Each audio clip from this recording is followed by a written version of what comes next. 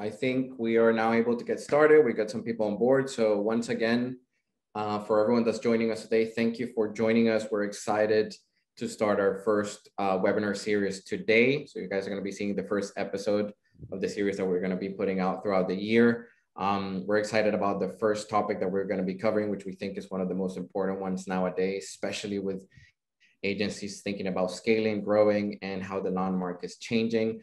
For today's webinar, I have the honor to share the digital stage with Mark Irvin, who is one of the most experienced PPC experts out there. If you're in the industry or the PPC world, you definitely know him by name and face as well. He's been around. He's been top PPC Influencer of the Year a couple of times. He's been a trailblazer with Microsoft. He's won 1 trillion of awards, so I don't need to give you all the introduction. He's a really well-known figure within the PPC world, and I'm excited to finally do something with you, Mark, because we've met each other, I think, or we've seen each other in a couple of events, but we finally got down to do something together. Thank you for joining us. I'm excited to be here. This is you give me a lot of that introduction gives me a lot of accolade. I'm excited that I'm also your first guest here. So another W in my column. Yes, thank you for joining us. We couldn't pick a better guest. We've had a lot of previous conversations, obviously, before doing this webinar, and immediately during the first conversation we had, we identified a lot of synergy and a lot of similar thoughts. Mark has an extensive career and has gone through a lot of things in the digital industry, and we've gone through a similar process as well. So we were able to share a lot of experiences, and those are some of the things that we're going to be covering with you today. I'm going to be sharing my screen, so we're going to have a deck which is going to help us guide you through some of the content. Can you see it? Can we see the presentation? Yes. So the idea today is to walk you through our first topic of the webinar series, which is what it means to offer a new product as a digital marketing agency. A lot of the partners that we work with and a lot of the agencies that we come about when we're working with new clients, a lot of them have the same question. What do I need to do to add new products? Should I add a new product? If I'm focused or specialized on 1 or 2 digital products, what should I be doing? What should I take into account to add these products, right? So the agenda is pretty simple. We're going to start reviewing the first step, which is, where are you as an agency? What's your starting point? What does your operation look like? What does your pricing model look like? And what do you need to take into account before even considering actually adding a product to make sure that this is the right step for you and that this would be a good fit in the long term as well for you. Then we're going to talk about some of the channels that are available out there, because adding a digital product doesn't necessarily mean just adding 1 product or adding 1 or 2 products at the same time. There's different options out there that you can have in mind, and you have to think about what's going to make more sense for your clients and make more sense for yourself, right? And the benefits of each one. So we're going to cover that. Then once we cover the channels, we're going to talk about some of the areas that you need to keep in mind once you choose what channel you want to add. So if you want to add PPC, which is the one that we're going to be focusing on today, what should you think in terms of how to expand and scale the product? You might have the right operational team. You might have the product built from scratch. You might have an in-house team to manage the product. So how do you grow it? How do you get clients? How do you work with prospects? What verticals should you focus on? What type of expectations do you need to set with your clients if it's your first time doing the product, right? So we're going to cover that. And then we're going to cover a topic that we've been covering for a while here at White Shark, which is the white label model, having to outsource your product and understanding that can be an added value for some of you out there, for some of your agencies out there, and some of the tools that we have available for that we've built based on the experience that we have with partners. So we're going to cover that, and then we're going to end the session with some Q&As, and hopefully we're going to have a fun ride here, Mark. Absolutely. Perfect. So I'm going to start with the first question that I think you need to ask yourself as an agency or as a digital marketing specialist, actually, because we come across a lot of those in terms of what do you want to do and where do you want to take your agency? Where do you stand right now?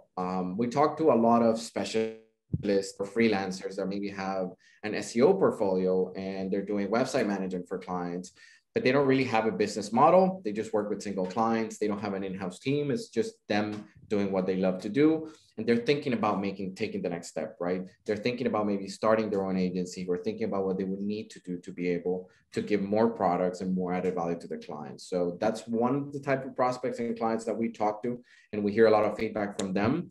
And then another type that we face is usually the small and medium businesses and agencies. These are the agencies that have a small in-house team. They already have a small portfolio. A lot of them are very boutique. they have some sort of operational model defined and they're specializing on some products, but they still are at a point where maybe they can't scale. They want to make the jump as well. They want to add maybe 10, 30, 50 clients a month, but they don't have the capacity to do it. They don't know what to do. Once they add the clients, they don't necessarily know which products they need to offer to those clients. So that's a common scenario we come across a lot. And then you have the big agencies, right? The agencies that are settled, they have a full operational team. They have the processes down to the dot. They know how to onboard clients. They know the products, but they face roadblocks like we do here at White Shark. And I'm pretty sure you guys do at Search Lab all the time in terms of scaling products, right? Sometimes you have capacity issues. You have to deal with attrition. Sometimes you have seasonality where you have to face a high level of work in a short period of time. There's a lot of scenarios where even the big agencies need to add extra channels or find some sort of way of fulfilling extra channels without being able to do it in the shorter period of time. What happens with bigger agencies usually is they have less flexibility about things because they have, processes are usually set in stone. There's a lot of technical work in the background in terms of operations. So when they need to make a fast change, sometimes the flexibility isn't there and they don't have too many options out there to work around. I personally have been part of the bigger companies and I've also worked with smaller agencies as well. I've never myself had the startup route or the startup way of life, but I've worked with both and I've seen what growing pains can do to agencies and I've gone through a lot of those things. So it's really important that you understand where you stand because this also defines what you need to do if you want to add an extra product. Mark, I know you have been all over the digital world as well. And I know you've worked with a couple of agencies, so I'm pretty sure you've gone through a similar path.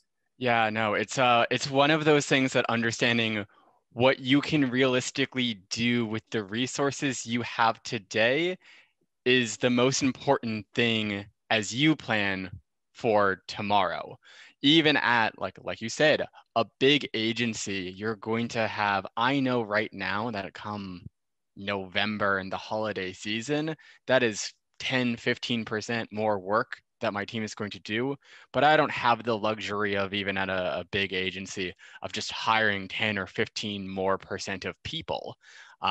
So how you go about planning for that understanding what resources you have available to you today. Yes, and a common scenario is sometimes agencies that are already settled, you're a big agency and you're coming across a really large project. In a lot of cases, you have that one roadblock where you don't know if you can take the project and take the risk, even if you feel you're not that prepared. Or you just know for a fact you can't take it because you don't have the resources and there is no way to enable resources in time, right? So like you mentioned, you can't hire and train people in less than at least 3-4 months. And then you have to get them adjusted to their processes, et cetera. So that's a common scenario.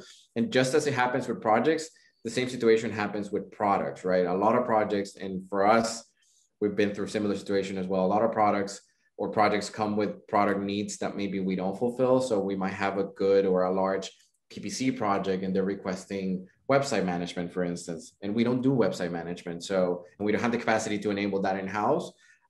We come across those scenarios and that's really where you make the decision of, should I add website management as a product in the future because it's going to help me enable bigger products? Is it going to make sense just for this project alone? Am I going to have roadblocks to do that? Am I going to be good at it? Is it really going to mean something if I add it? What happens if this project doesn't work out? What am I going to do with that team? All those questions are the questions that agencies come across when they need to add or they want to add a new product. And I think regardless of where you stand in the lifetime of an agency, whether you're small, medium, or big, it's all about understanding the operational aspect of adding a product, right? Because adding a product, whether it's PPC, SEO, or website management, it's not just putting it on the website and putting a pricing table, right? And it's not just hiring that one specialist that that can do the work. You're going to need a team that can help you fulfill because you can't just rely on one team member, maybe because they have to take vacations and they're going to leave and they're going to be sick. You're going to need processes because the moment you onboard more than 2 or 3 clients a month, if you don't have processes in place, things fall through the cracks. You're going to need tech to support that product. You're going to need a sales force that can help you sell it. You're going to need support for that sales force, the service, the operations. There's so many things that need to be done if you want to successfully add a product that a lot of agencies that struggle with adding those products don't know. They go through the process and they fail and I can speak from experience again here at Wireshark, we went through this process. We were at a stage when we started up that we grew pretty fast with the PPC portfolio the first 3 or 4 years. And at that point, we believed that we needed to be a full omni-channel agency. So we said, you know what, the market is demanding and requesting that we offer all products. Let's put in SEO, let's put in website management, let's do landing page creation. We did that, we built a team, and it wasn't as good as we expected. It wasn't matching up to our PPC product. So instead of, I mean, we were adding revenue quick, right? We were getting new clients and we were servicing them, but we were having a lot of issues with these clients. We weren't delivering the level of service that we wanted. Our product wasn't strong. We were having churn issues. We were having attrition. The team wasn't happy. So for us, it was a hard blow to the face, learning that it's not as easy, right, to add a product. We actually took a step back and said, no, let's put that aside. Let's forget about doing the products that we're not good at. Let's fine tune the one product we're good at. And once we got that figured out, we can consider gradually adding a new product, doing a pilot, being transparent about it and setting the right expectations with clients and making sure that we have the capacity to do it, right? But the only way to do that, I think, is, you know, we can share a lot of content with you guys today and we can tell you what our experience has been, but a lot of us have to go through it, right? It's a rough world out there when you're starting the digital agency roadmap and the digital agency life. And there's a lot of things that you're going to have to learn along the way in order to understand how it works. Yeah, it can be tempting to just take that thing that your prospect is asking for, your current client is asking for, nod, smile, put it on your website, say that you do it, put in your sales decks and say that you do it. But it becomes a reality that if internally you can't define who is accountable for delivering quality work there, then at the end of the day, no one is accountable. And so that's going to be a big game of how do you assign accountability and build a natural team with this new service offering you're considering so that it's successful, not just for this one client this one time, but so in the future, it continues to be that way. Yes, and sustainability and being able to offer the same level of service for a long period of time, that's a tricky wave to ride. I think that's the trickiest one, because sometimes you feel you found the spot, you hit the spot, and then you have 3 or 4 good months. And then it takes one client, one partner, one project for you to realize that, no, you have to step back. You know, maybe you added Facebook as a product and you're doing a lot of lead gen clients and you feel you're good. And then, you know, an e-com client comes on board and you realize that you don't know anything about product feeds or how to add that or tracking revenue. And then you're starting from scratch again, and then you're having issues all over the place. So I completely agree. It's a tricky one. And I think the trickiest, and this is a topic we were discussing right before starting the webinar, one of the trickiest questions in regards to that entire process is pricing and how your pricing model affects and defines, in a lot of cases, what your products are going to be and how you can offer your products. Because before adding a product, first you need to analyze what pricing model you have and if it's sufficient for one product already that you have. If you want to add another product, one of the main roadblocks is, how do I price it so that it aligns with my other products, but it also makes sure that that product has an internal ROI for me, because the cost structure of doing SEO might not necessarily be the same cost structure of doing PPC internally or website management or social media. So I can't really price them the same. So once I figure out, you know, where my margins are and how hard it might be for me to actually bring the product on board, then I have to figure out what the market wants and how competitive I can be in terms of pricing, right? So how can I have a pricing model that works for me, but it's also going to be, you know, attractive for the market and people looking for the product? Because if I'm just starting out with a product, there's people that have been doing that product for years, you know, unless you're that one pioneer starting up a new product, you're going to find competitors that have been able to fine tune their product, offer probably a cheaper price, and offer probably a better product as well. So how do you make that fit, and where do you stand? In terms of pricing models, the main ones that we see with most of the partners that we work are the ones that you're seeing in the deck here. Percentage of spend for the spend dependent products is a very, very common pricing model. So, you know, you charge clients based on how much they're spending. And then if they don't spend the budget or they lower their spend, then your revenue is going to go down. The one advantage of this pricing model is if you add more spend to the mix, which usually correlates to having to do more work on the account, you get more revenue for it. But one disadvantage that also relates to this particular process is when seasonality hits and maybe you have to do the same level of work with less spend because you have to figure out how to make the campaign work, you're going to be receiving less revenue for it. So the stability of your revenue, in stream and the cash flow that you're going to have as an agency and the forecasting that you're able to do with this model is pretty tricky. It's not necessarily as efficient as you would want it to be. From our personal experience with bigger projects, this usually makes sense. But with smaller projects, it's hard to keep track of the amount of work. If you want to standardize the product and scale it, the amount of work that you're going to need for a client and how to tie that to that revenue, right? So that's a tricky pricing model, but works for bigger projects, at least based on our experience. Then you have commission-based. This works for some type of clients, but not necessarily for others. A lot of our partners in the e-com and retail vertical, they see this as a significant added value when they pitch their product. They go to customers and clients and say, hey, I'm just going to make a commission of the results that we get you. So if we sell more, we make more money. If we don't help you sell, we don't make any money. As a sales added value, that's basically perfect, right? If I was a client, I'd say, of course, if you don't get me results, I won't pay you. That's beautiful. You're almost guaranteeing performance or guaranteeing a low price, right? And that works great. It can help you get a lot of clients. But just as it happens with the percentage model, there's tricky situations that you might not be able to control that will hold you back and will not necessarily make or mean that you're going to have a stable source of income and revenue, right? For instance, again, seasonality is a big factor, but what happens if you have an e-commerce client and then the feed breaks down and then it takes you a week or two to fix the feed, right? And you're doing extra work and extra hours to fix the feed and, and get everything up and running. And during those 2 weeks, you're not making any revenue because you're not generating revenue for your clients. So that's also a situation that you have to keep in mind, especially if you work with e-com clients. For lead gen clients, it's hard to keep track of the revenue that you're going to bring in for that client. You would have to have a very sophisticated call tracking system, listen to the calls, follow up on lead conversions, have the partner or the client give some insight as well. So it gets very tricky there. And it's a model that might not be a good fit for some of the agencies out there. Flat retainer, which is probably the most common one. And I think we have in the next slide some percentages here. Flat fee retainer is the most common one for most agencies out there because it's the most stable pricing model out there. It usually guarantees that you get paid for the work that you do, but it can be tricky and put you in tricky positions when you have issues with accounts, when there's delays launching campaigns. Maybe the client paid you to launch a campaign and they haven't given you Google Analytics access and it takes 3 weeks to get that done. Then you run the campaign and you've only been running for a week and you have to charge them again. Then you go into the whole cycle of how do you get about those problems, right, in those situations. So it's also a model that comes with some tricky situations in the back end, but it seems to be the most common one. And it's also one that allows you to have a little more stability and it's easier to forecast certain amount of revenue. And then the last one that we have is billable hours. This is probably suitable for smaller agencies and for custom products. So when someone maybe requires you for a particular project that has a start and end date, and they need just some very specific work, this usually makes sense.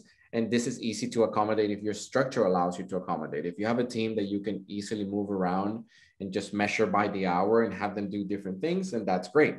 If you have an agency with 300 people and they all do the same thing and you standardize your product, billable hours will get tricky, right? So in this particular topic, here at White Shark, we've gone through everything you see on the screen and more. We were having this discussion as well before starting the webinar, where we've tried every pricing model. We've done the percentage, we've done the flat fee, we've done billable hours. We still have clients in all those models. For us, what's worked is simplifying the pricing model as much as possible so that our partners can have an easier way of forecasting and offering the product. And for us, what's worked is having the flat fee and the retainer, and having a very, very thorough cost structure internally to understand what works and what doesn't, right? So that's one recommendation we can give you from our experience. Mark, I don't know how many of those you've gone through, but I know you know them all. So yeah, like I love this slide. I'll take credit for the data behind this slide too. yes. But this is one of those things, the answer isn't going to be definitive across the industry. Even I'm guilty of, in my experience, I've managed clients on a retainer. I've had people pay a percentage of spend. Even when I do some consulting, that consulting is at a billable hour.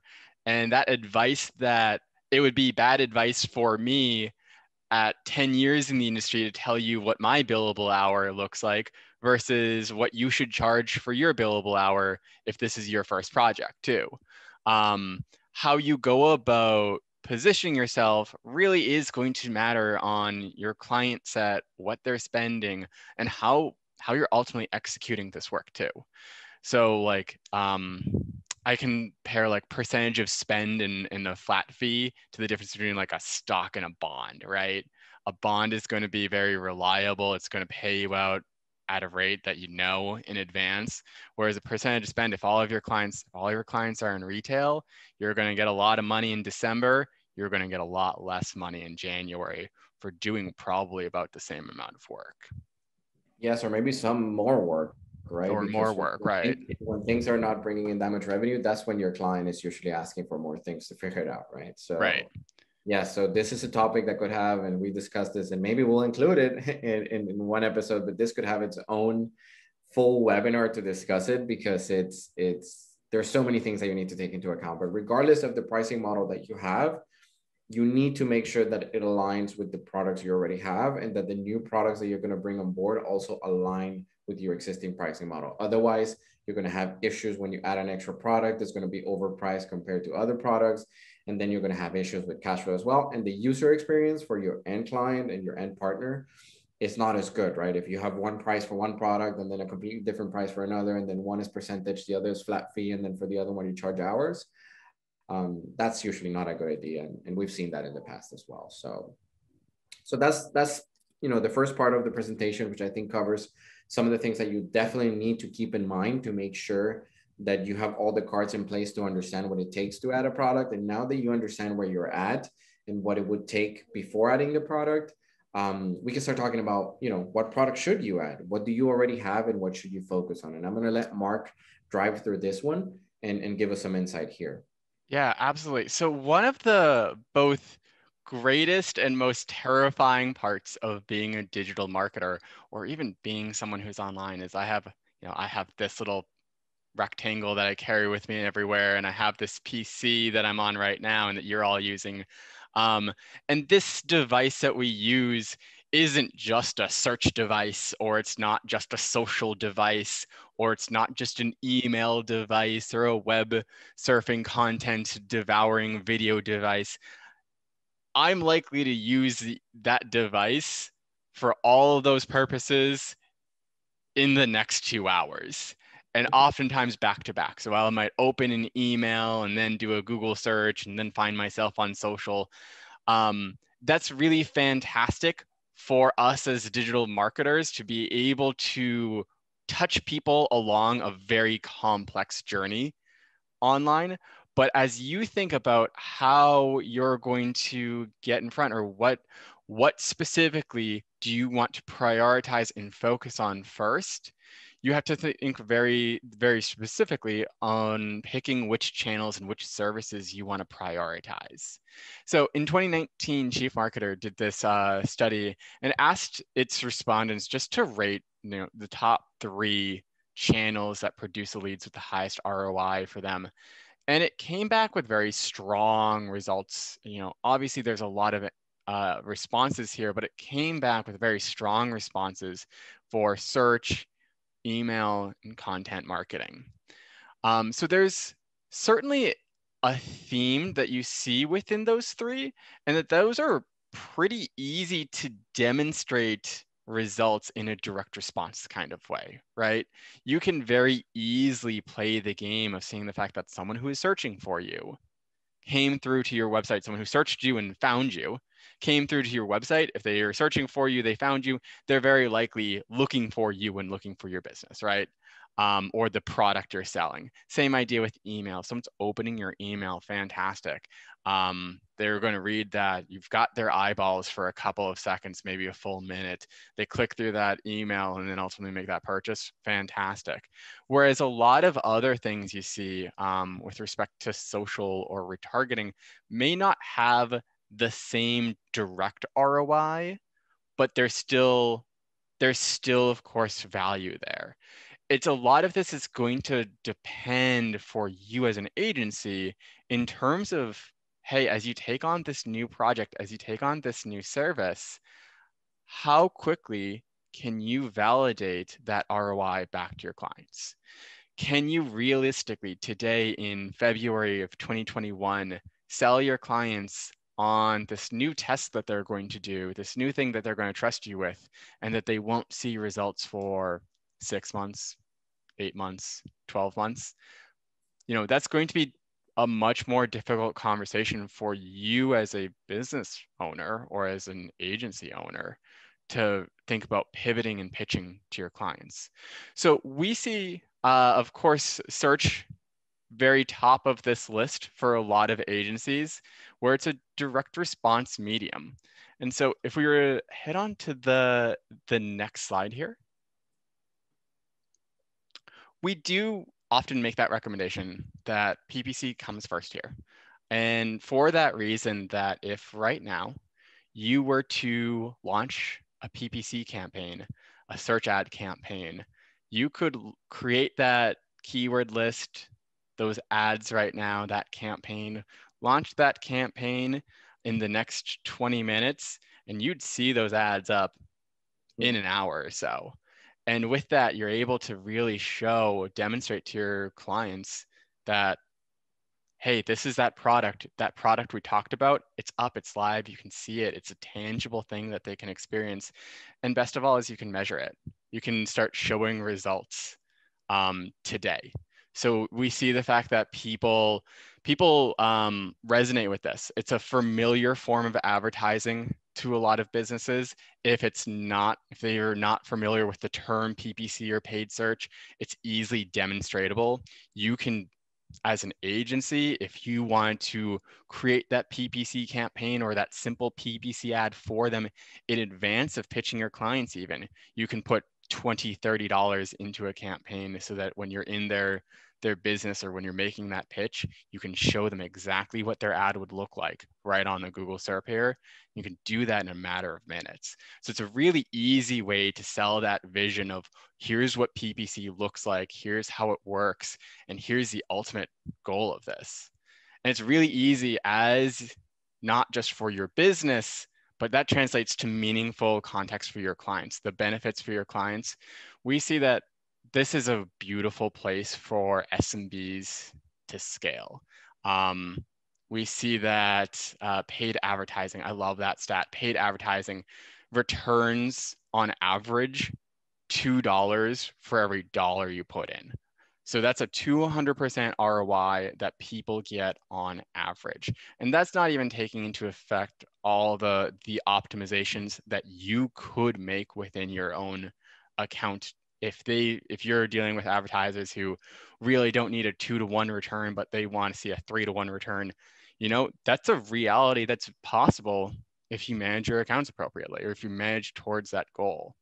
And like, again, between just getting people who are searching for you to be aware of your brand. So even if they don't click on that ad impression leaves an impression.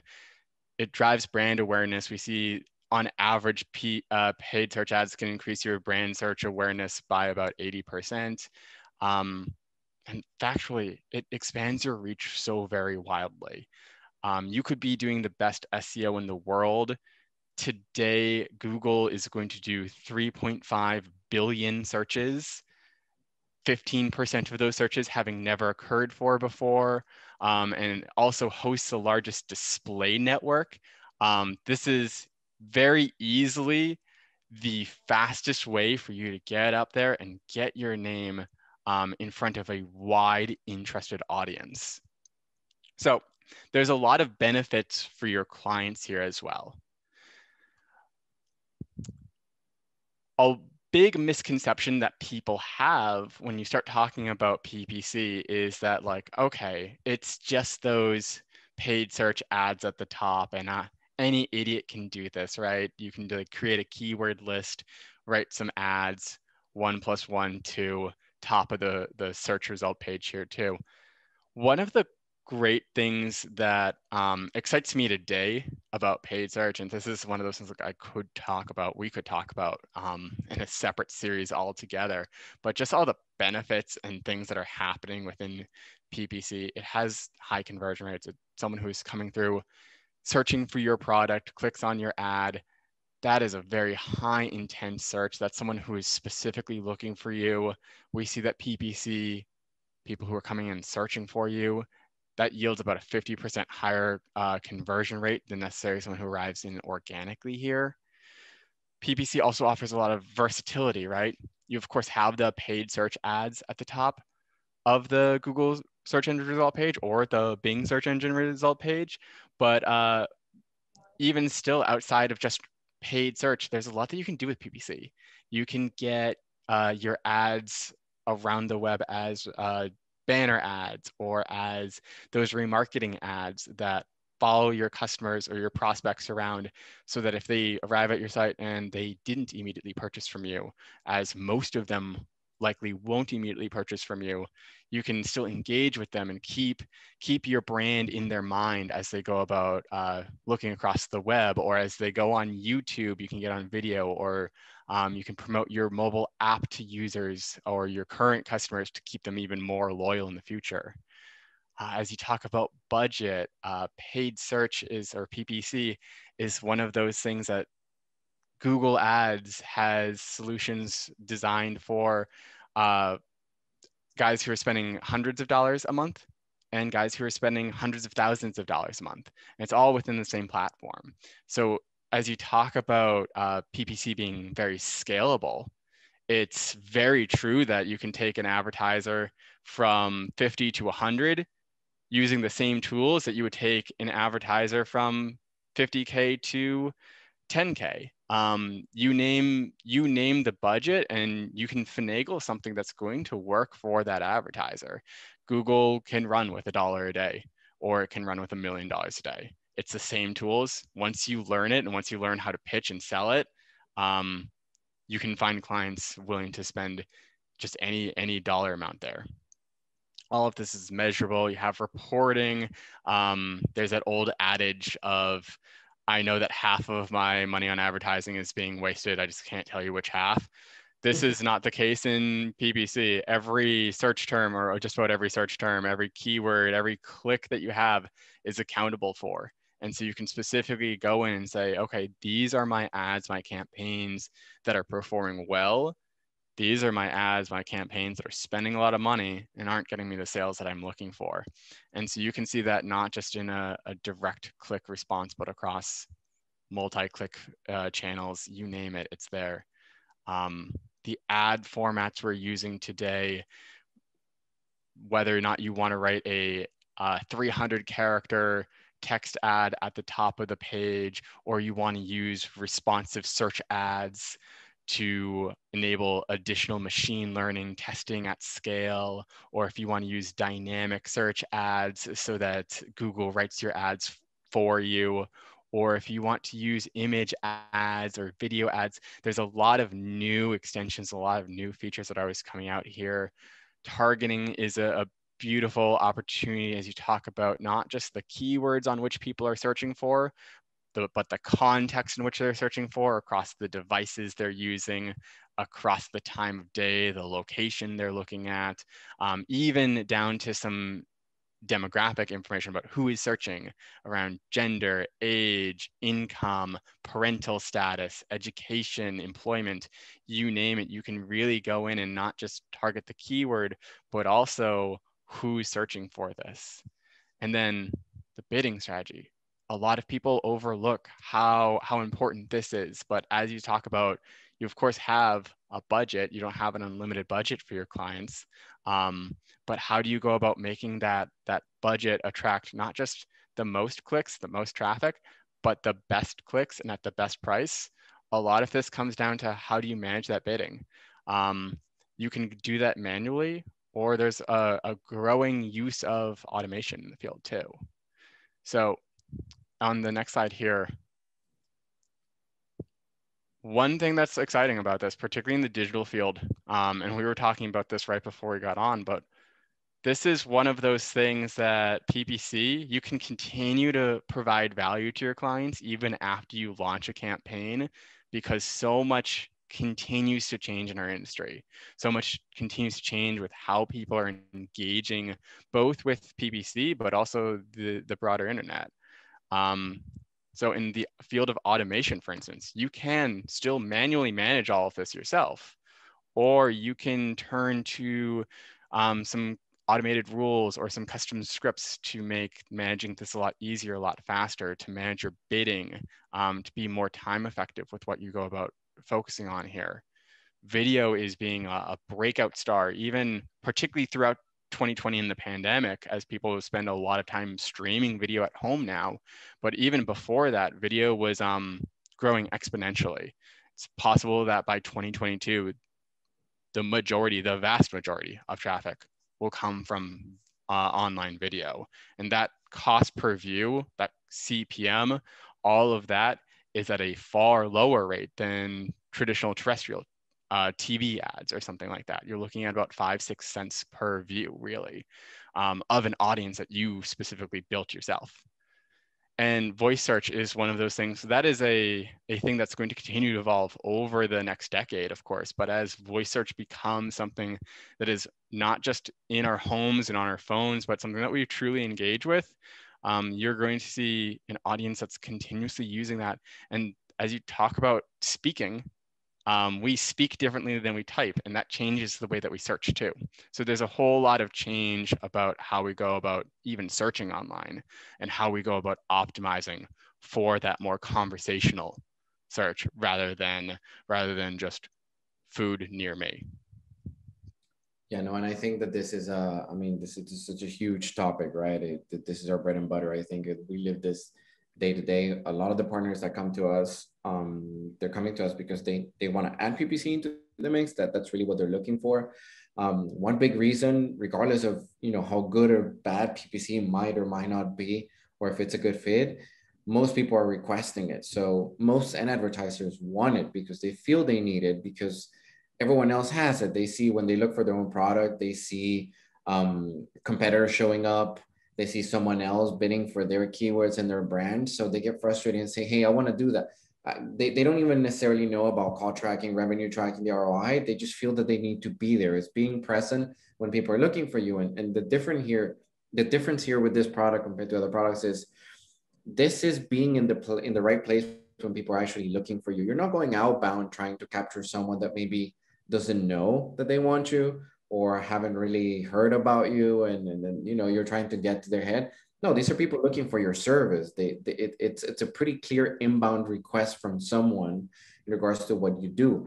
So the quality of the leads and the quality of the traffic you get are usually higher. But more importantly, and I think this is a trend that's been it's been going on for a while now, is understanding consumer behavior and just the whole multi-touch point reality of how people buy things, products or services. PPC might not be, for some industries, the one product that will get you a conversion, but probably not having PPC will mean that you're going to miss out on that conversion. The fact that, a customer will go through 4, 5, 6, 7 stages to buy a product means that you have to be present in most of the stages that you can if you want to secure that sell. With PPC, you can do that, and you can do that for most of the stages they go through. You can do remarketing, you can do search, you can do video, you can follow them around. You can cover almost the entire funnel. So understanding that and then tying it to the one key factor for me with PPC, which is added value, is people look for added value. If it's a client that's willing to invest $500 or $100,000 a month, they want to make sure that it's bringing something back. With some channels, they get an idea of what they get back. With some channels, they can kind of figure out what's happening. With PPC, if it's set up correctly, you should be able to tell exactly what's coming from it. You should be able to measure it to the dot, especially if you do e-commerce, right, and retail. So understanding what's coming out of your money and what's coming out of your budget is fundamental for a product, because that guarantees that the customer is seeing the added value. They understand, what's coming through and what's actually happening with your budget.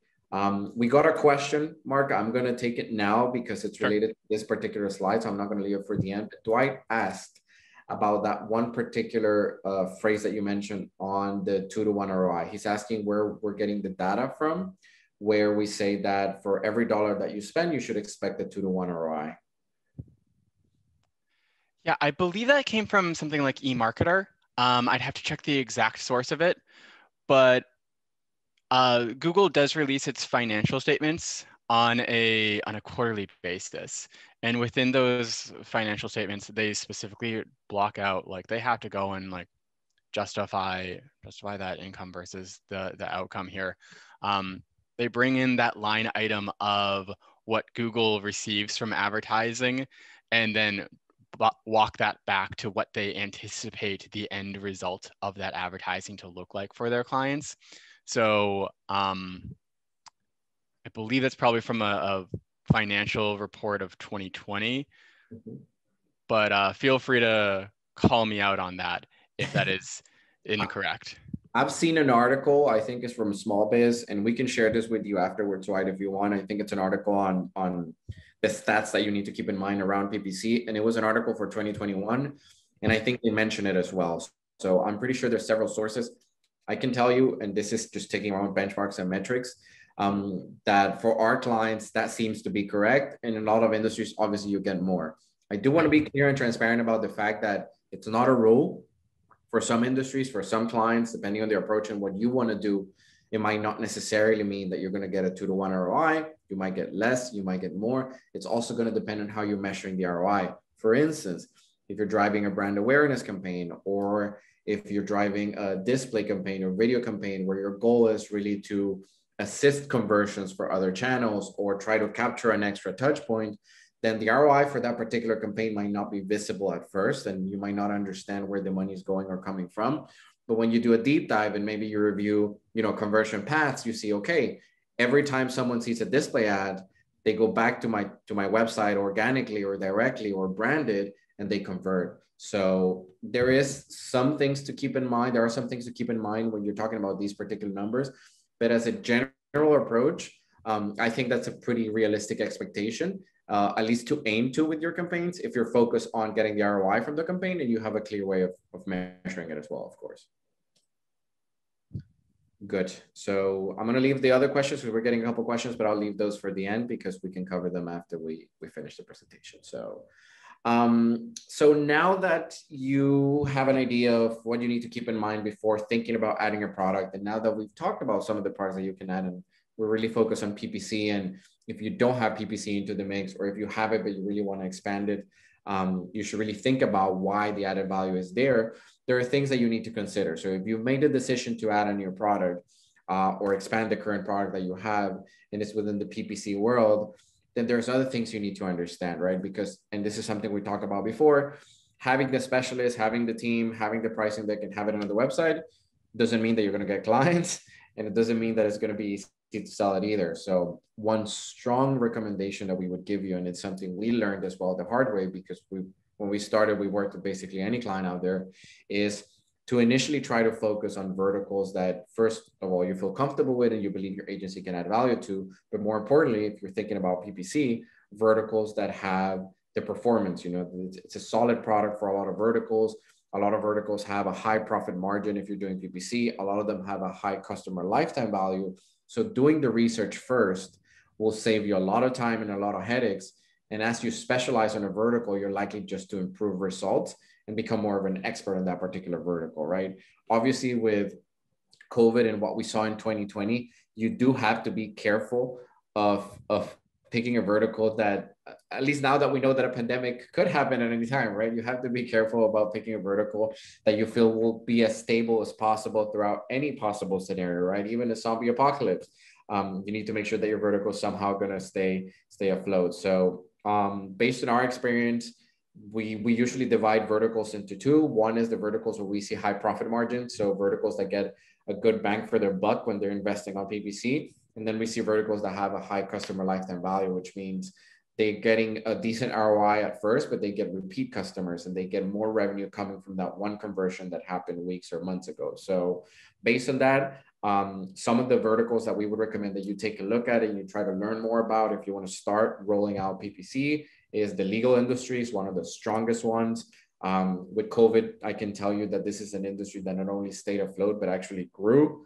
You can imagine all the legal processes that were happening in 2020.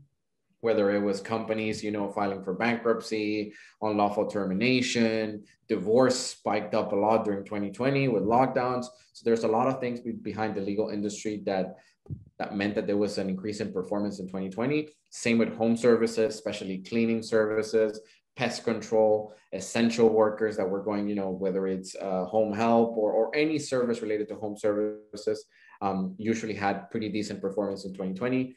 Auto dealers was one that was fairly shaky at first because of lockdowns and people not being able to go to a dealer to experience, the car and drive it. But this is a vertical, and this is a good example of how you can evolve as a vertical to make sure that you still capture performance. This is a vertical that evolved to the point where they were able to digitalize a lot of the experience, and they were able to pick up performance. They were doing virtual tours of inside a car, so you could actually see the inside of the car from your computer, and it was a 3D tour. You could book test drives from your computer, and they would take the car to your house, and then you would be able to drive it around without having to go into the store. They evolved to certain things that allow them to stay afloat, and now it's picking up pretty quick now that it's opening up back again. So that's one. Home appliances stores and furniture as well was a pretty big one.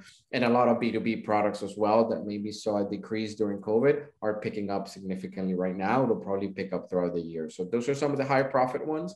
And then in terms of lifetime value, the healthcare industry, so doctors and dentists specifically, they have a huge lifetime value. They have repeat customers. If you go to the doctor or you go to the dentist and it's your first time there, your first appointment there, if everything goes well, you're likely to return. So getting that customer to go to the first appointment will probably mean that in 2 or 3 years, you're going to get 10 times the revenue from that first appointment because they're repeat customers.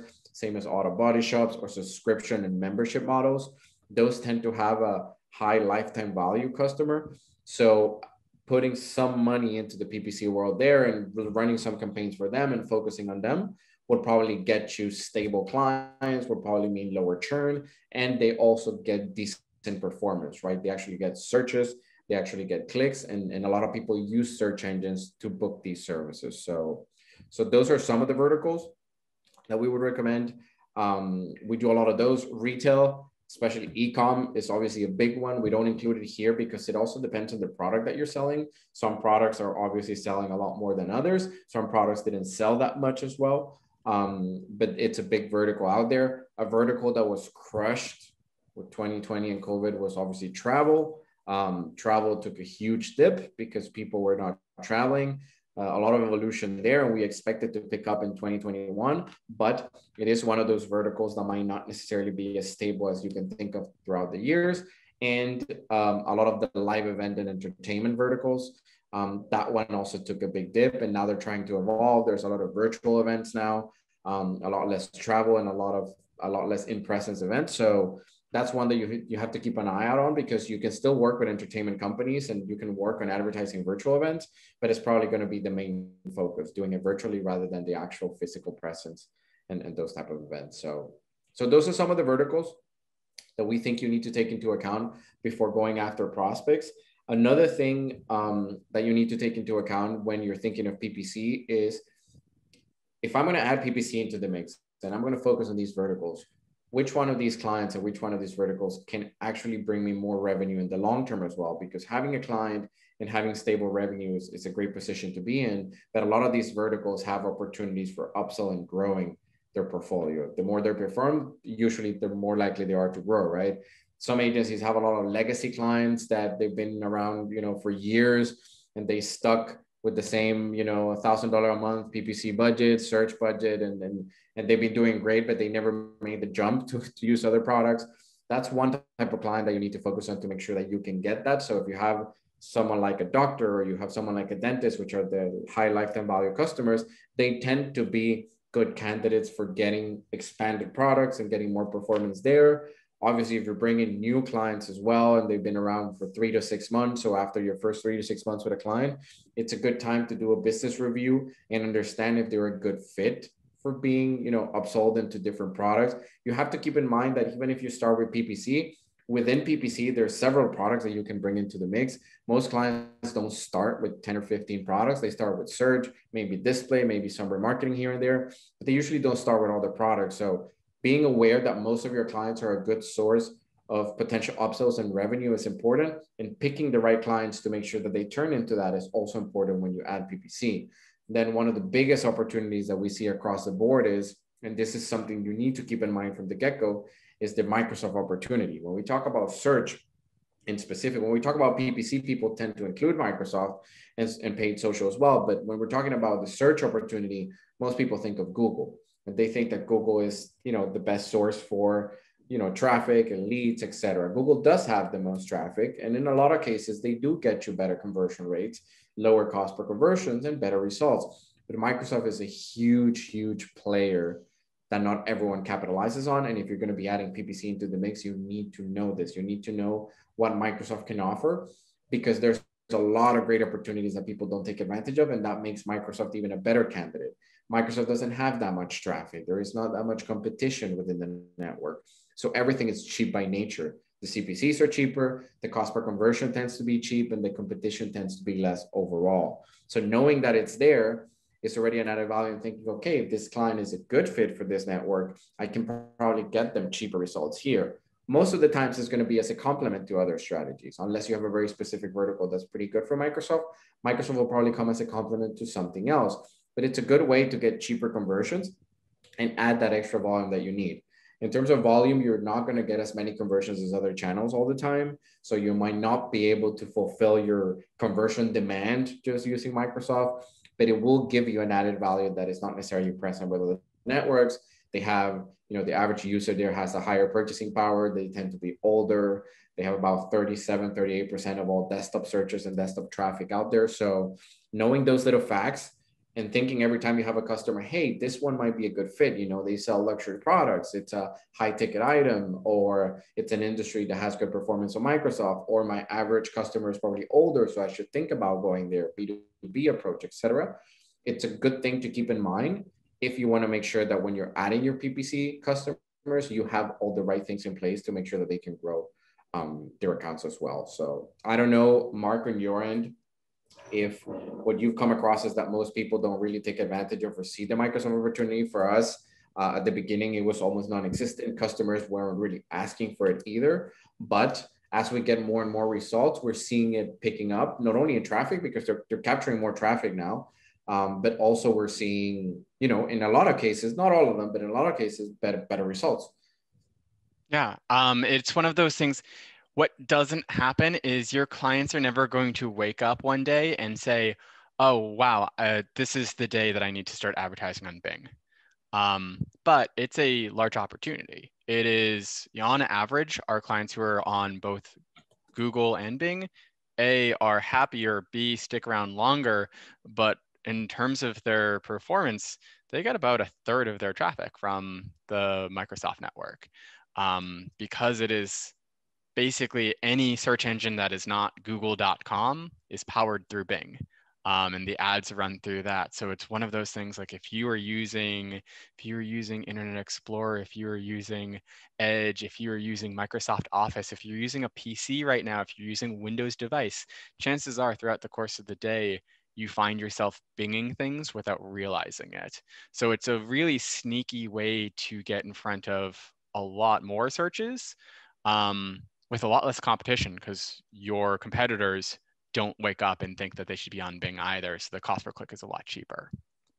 Yes, we've seen great results there. And whenever we do market research, if it's something that we see that could be a good option, then we always bring it up as well. We're going to be a bit short on time, Mark, so I'm going to speed up a couple of things here. And as we expected, this one's taking a while. There's a lot of good content that we love to discuss here. So, but another key component that you need to take into account with your customers, especially if you're going to acquire PPC customers, one is how you're going to get to them. And the proposal process is important. And this is talking about the research and budget allocation and things like that.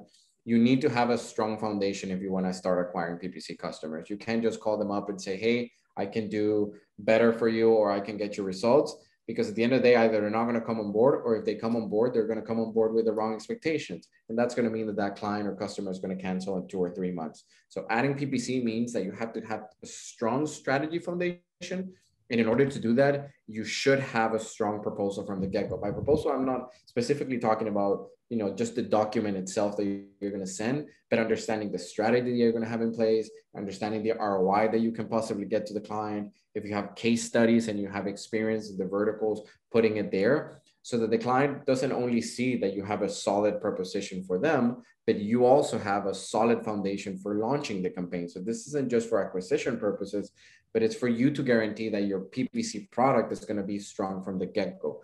Doing the right research and putting it out there for the client. Having this in place means you're going to be able to set the right expectations. This could also be a webinar by itself, talking about setting expectations, right? This is a huge topic in the PPC world because a lot of the problems or roadblocks that we find within the industry are because we don't set the right expectations, or the clients don't have the right expectations, what to expect from a campaign in terms of the time frame and what can happen with performance in the time frame, what can actually be done with the networks, and especially with the PPC product, how far you can take it in terms of how much you can expand the product, and what's the ceiling in terms of performance. And a huge one across the industry, a huge one for us as well, is transparency. You can set the right expectations with your customers. You can tell them what's going to happen. You can hold their hand through the process. If you're not transparent, you're not presenting the results, and you're not communicating with them, your PPC product won't work. You're going to have clients leave you. You're going to have high churn because they're not going to see the results they want. And even if they do, they're going to see you as someone that's not being transparent, and it's going to feel edgy. It's not going to feel like a healthy relationship. Keep in mind that adding a product like this means extending or expanding an existing relationship with a customer. And a lot of the work that goes into managing PPC is related to how you manage your relationship with your customer. If you don't base it on transparency and you're not transparent about performance and results, half of your product is gone. So you can be a wizard at PPC and the technical part, but if you can't communicate that efficiently and you can't establish a relationship with a customer, that's not going to matter. They're eventually going to leave you. Someone else is going to come in, audit your account, and say, you know what, they're lying to you. They don't give you access to their account, or they're not showing you the right results at least. They're not transparent about your questions, about where they can take it. They're not showing you the right conversion data. And having all those issues and barriers, it's eventually going to lead to your product and your PPC product not working out. So that's a key component that you need to keep in mind. And it's, I think, one of the biggest factors within the expectation realm to keep in mind when you're ready to launch and start offering PPC to your customers. Then now that we've kind of covered both the technical aspect, the products that you can add, it's time to talk and to understand how confident you feel about adding products to your agency. We have some numbers here, what we've seen, and a lot of the partners that we talk to, right? They feel that they can expand their ROI as an agency when they add more products into the mix. So in a lot of cases, if you're thinking about how to make more revenue for your agency, and maybe you feel you have capped your market, or you can't get that extra customer for the product that you already have, understanding that adding one more channel or platform can get you more revenue is important, because it's the clearest path to maybe increasing your own ROI as an agency. So we've seen that for some agencies, adding an extra channel usually means getting better ROI. And if they're able to scale and do it efficiently, leading towards the omni-channel way can mean pretty good results in terms of revenue. Obviously, the tricky part is, how do you do it, right? Because adding, again, we can talk about from the Western media experience, adding products just for the sake of adding them can actually mean less revenue and a lower ROI if you don't do it properly. So one thing to take into account is finding the best way and the best model that suits your needs and your actual current agency situation to make sure that you can get the best ROI. If you're going to add PPC, it has to make financial sense for you.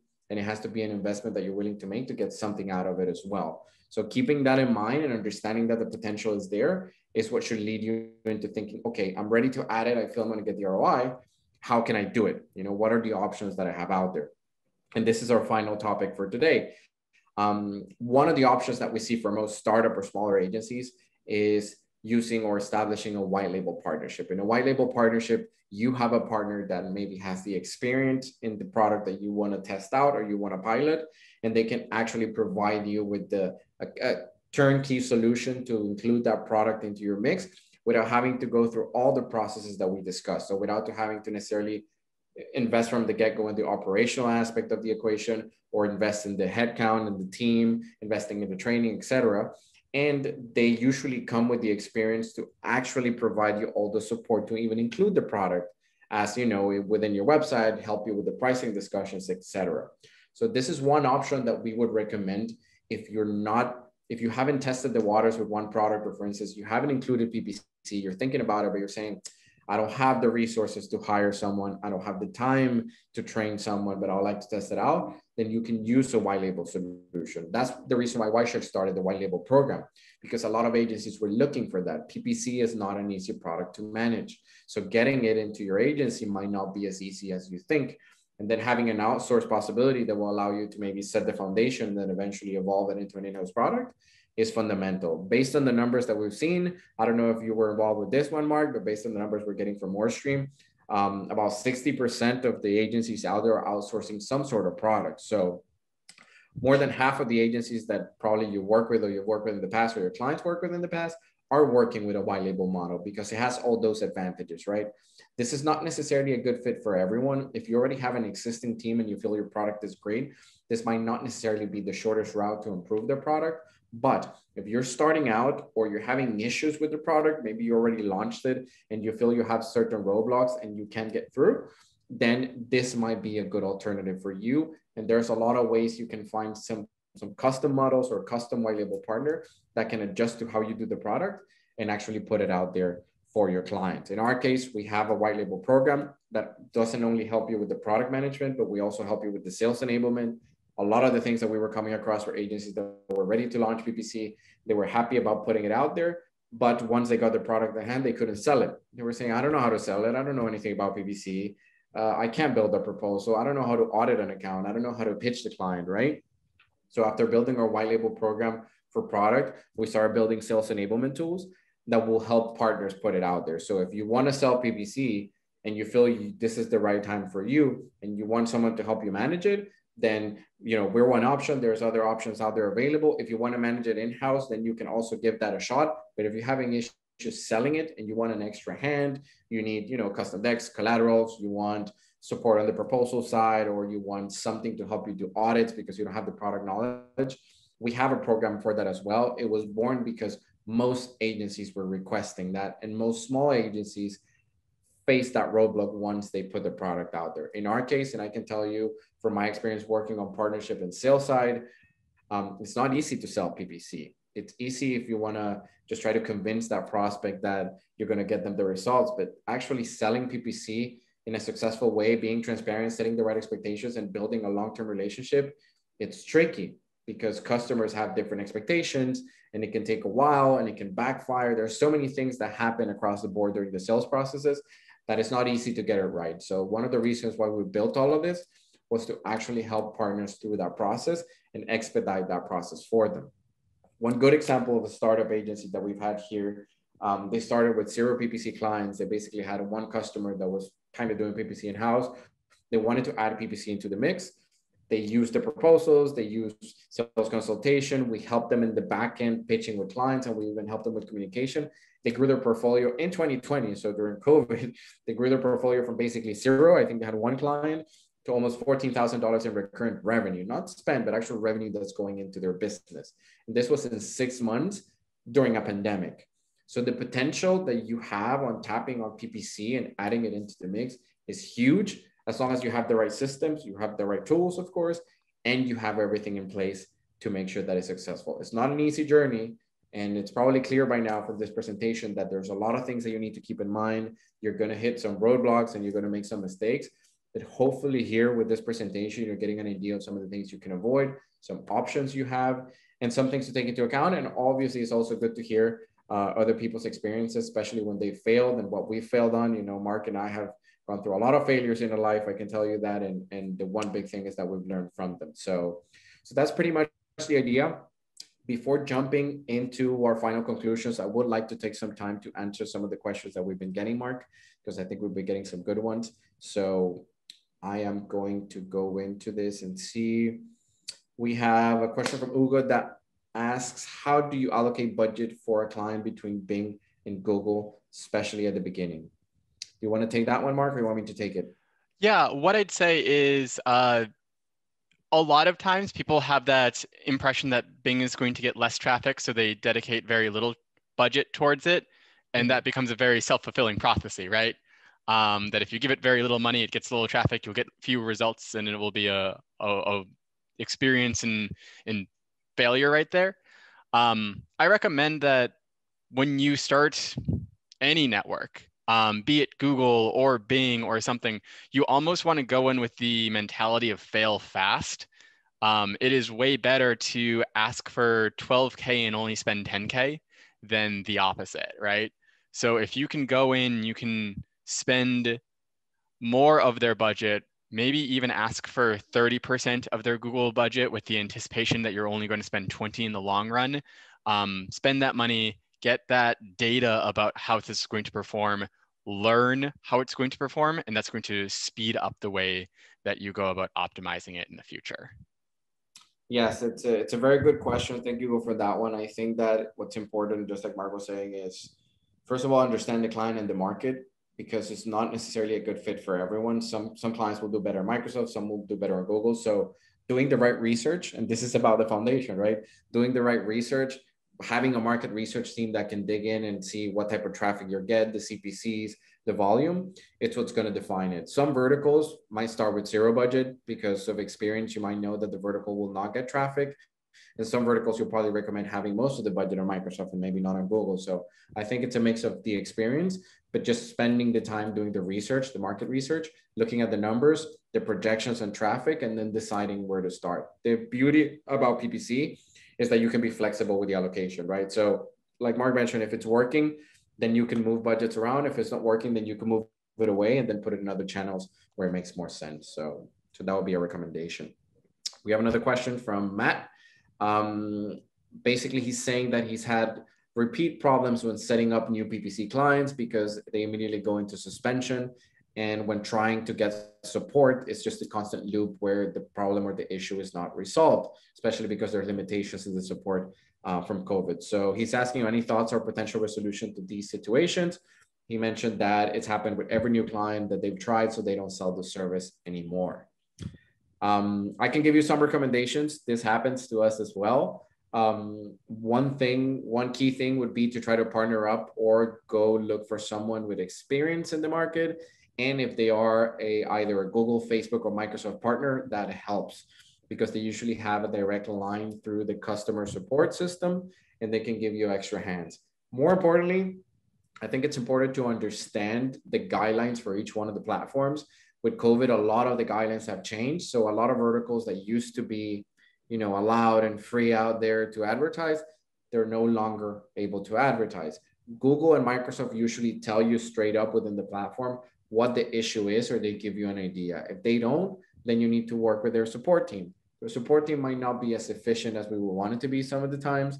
I can tell you that from experience, but having someone, whether it's a direct partner that can work with them or someone with experience in that vertical, can probably help you expedite the process. If the service or the vertical is allowed to advertise, there's usually a solution. If it's not allowed to advertise, there's usually not a bypass to it either. So if you're trying to run a client for a vertical that is banned in any of those networks, no matter what you do, it will get banned, whether it's from day zero or 1 month after running.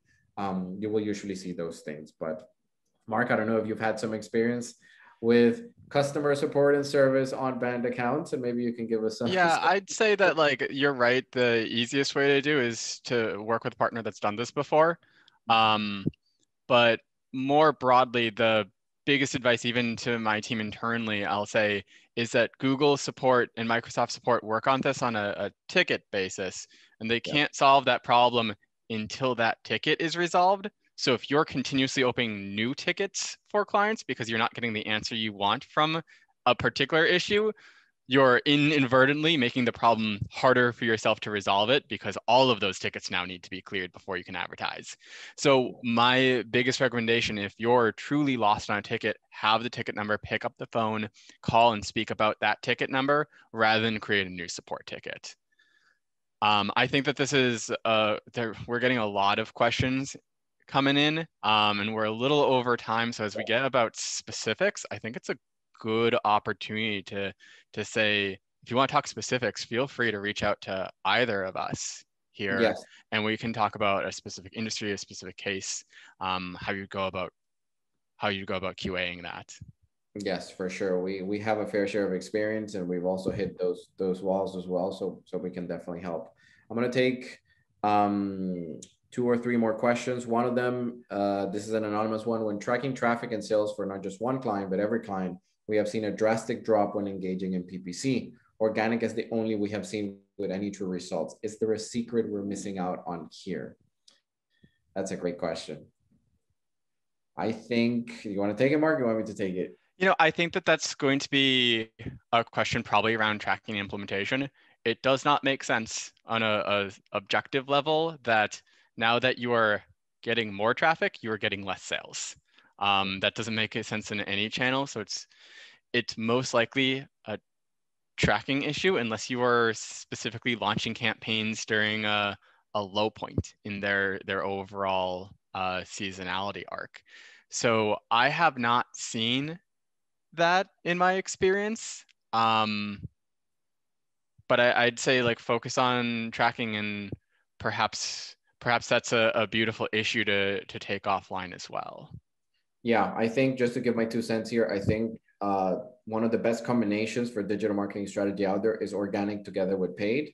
So adding one to the other one in 99% of the cases, if done right, we see an increase in results. So if you're doing PPC and you add organic, we usually see improvement in performance, and we also see it the other way around. So I agree with Mark that this might be a tracking issue, but again, if you have specifics or you want us to take a look and see what's going on, we can definitely do that offline. So feel free to reach out and we can help you with that. We have one from Ronnie. Any suggestions for when a client's ad spend budget is less than your flat rate pricing? That's a great question, and that happens a lot. The way we price, for instance, here at Whiteshark is based on budgets. So if you have a lower budget, you have a lower price. That helps to fix some of the issues there. But in most cases, and this is just a suggestion here, if the budget is lower than the price, either your pricing model is probably not the best one built out there, or the budget that the client wants to start with will probably not get them the results that they want. And this is part of setting the expectations. If you're charging a client $300 to manage their account and they want to start with $300 in terms of budget, the $300 will probably not get them that far, or they're probably not going to need the work that you're going to be able to give them for that budget, because there is a certain threshold for industries and there are certain minimums if you want to guarantee some sort of performance that you need to keep in mind, and you have to be transparent with your customers. If it's a personal injury lawyer in Los Angeles and they want to start with an $800 budget a month where the CPC might be $500 a click, it's pretty, it's pretty reasonable to say that that's not going to work out. And even if you're charging them XYZ management, right? So having the right budget and a healthy balance between pricing and budget is important. But in most cases, if you have the right pricing model and you set the right expectations, the budget should probably be bigger than your pricing model, depending on what you're pricing for. Or if it's a custom project, the ROI should be there as well. So yeah, I think that from a sales perspective, that sticker shock can save you and your agency some work there too. That if they're trying to come in here with a $500 monthly budget and they really need to be spending $1,000, then you're helping them by telling them to not advertise this month and spend twice as much next month. Yes, for sure. I'm going to take two more because we have a lot more, but I don't think we're going to have that much time.